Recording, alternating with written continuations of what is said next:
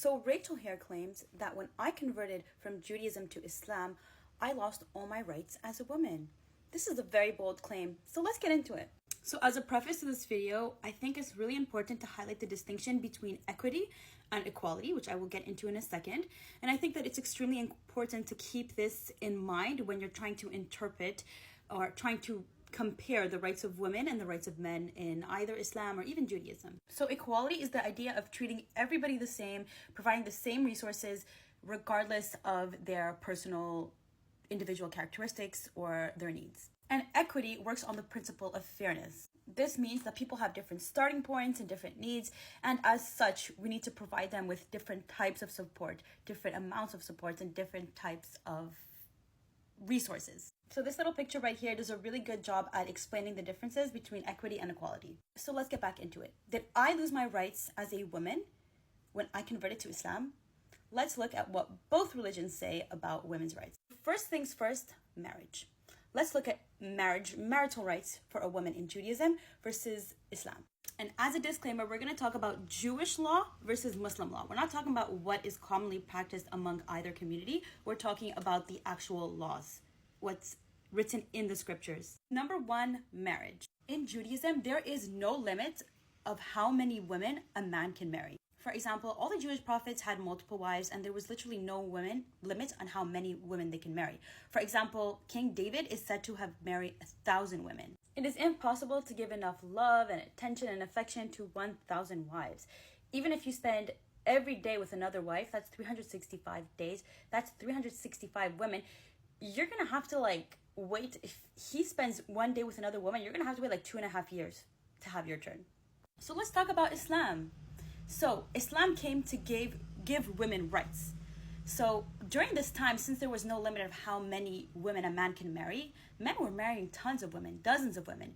And this left women feeling alone and sad and abandoned. And that's why a limit was set to 4. And there are clear conditions in Islam. A man can marry 4 wives as long as he is just and equitable with them. And if the woman feels that he is not being just or equitable with her, and she's not feeling that he's dealing with them fairly, then she can request to divorce him. Which brings me to another topic of divorce. So let's compare divorce in Judaism and Islam. So according to Jewish law, and by the way, this is still practiced among all Jews if you're getting a Jewish marriage, a man is the only person who is allowed to give a divorce. That means a woman cannot divorce her husband. A man has to give a woman a get, which is a divorce in Jewish law. Without a get, a woman cannot divorce her husband. She can't even take him to court and petition for a divorce. She literally has no right. If he does not give her a get, she is not divorced. And as I mentioned previously, according to Jewish law, a man is technically allowed to marry multiple women. So he is technically allowed to. And most rabbis probably won't do this if they are aware of the marriage. But according to Jewish law, again, we're talking about Jewish law, not what is practiced. According to Jewish law, a man can refuse to give his wife a get, meaning she's stuck married to him, and he could run off and marry another woman because there is an unlimited amount of women he can marry. A really big problem within the Jewish community. There's even a TV show that is called Chained or Unchained, I don't remember, an Israeli TV show that talks about women who are stuck with their husbands who cannot get a divorce because they literally are stuck and chained to their husband. There's a term for it. They are chained to their husbands because their husband refuses to give them a divorce. And this issue happens all the time. And again, it is Jewish law preventing a woman from divorce. Now, in Islam, the easiest way for a divorce to occur is for a man to give talaq to his wife, to divorce his wife. And this is generally very easy. All he has to say is, I divorce you. But women still have the right to divorce their husband. And it's a different process. It's called khulla. And a woman can take her husband to a court and petition for a divorce. And she brings up her case.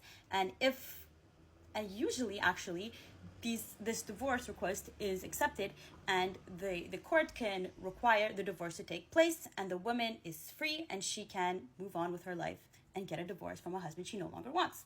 So if we're keeping score, it seems that women have more rights in Islam, both in terms of marriage and divorce. So how about we keep a little tally over here for a little Rachie to keep track of what we're saying.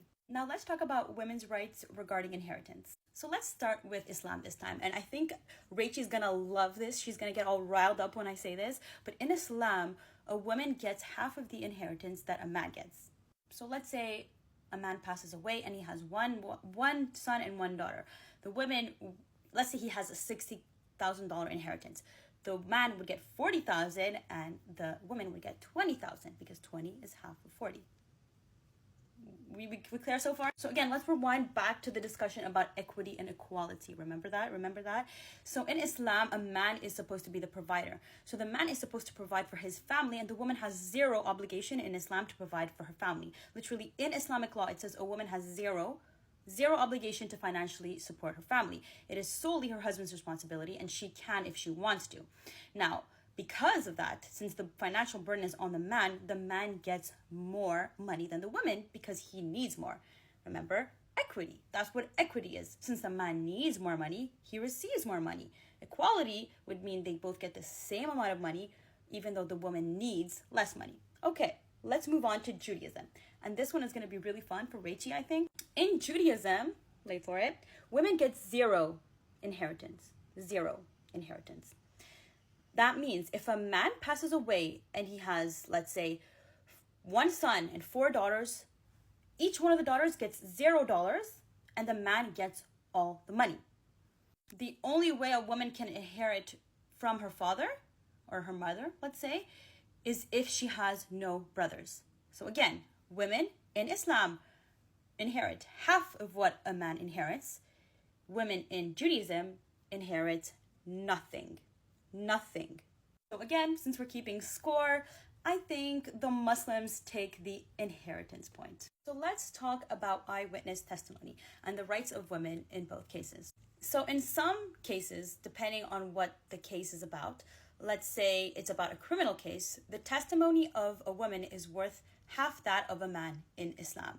That means if a crime requires one witness from a man, it would require 2 witnesses from a woman.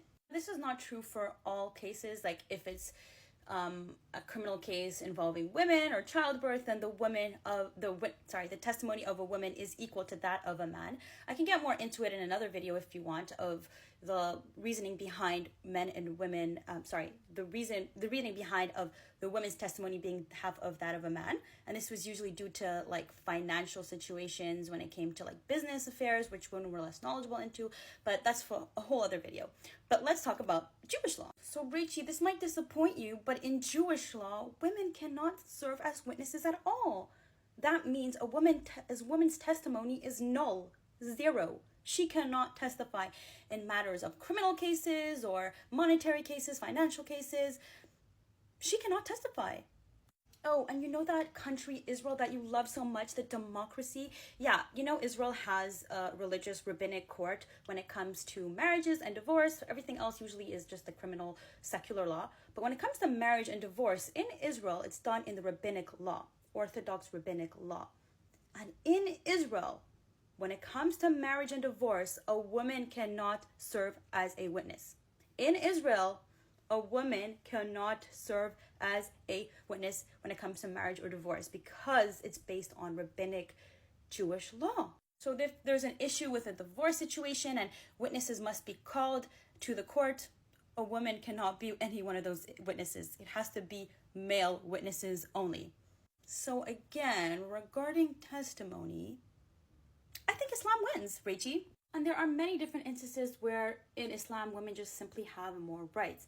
Even when it comes to ritual purity, for example, when a woman has her period in Islam, a husband is not allowed to be intimate with her, or she's not allowed to be intimate with her husband. This is the same in Judaism. So when a woman is bleeding, she cannot be physically intimate with her husband. This includes during her period and after childbirth when there is still some bleeding. I have a lot more to say, for example, regarding ritual purity in both religions, but for lack of time, I'm gonna have to cut this short right here. So please, Rachel, tell me which rights I lost as a woman when I converted to Islam. I'm waiting, genuinely. Please, comment.